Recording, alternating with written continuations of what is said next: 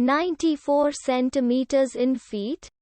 First of all, we need to know the value of 1 centimeter in feet. It's always 1 centimeter equals 0.03280839895 feet.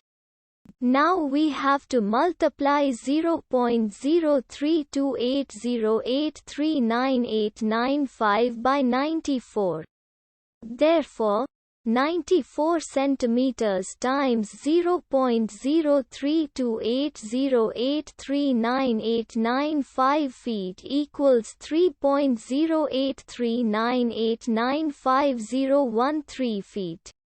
So, in other words, 94 centimeters equals 3.083989513 feet.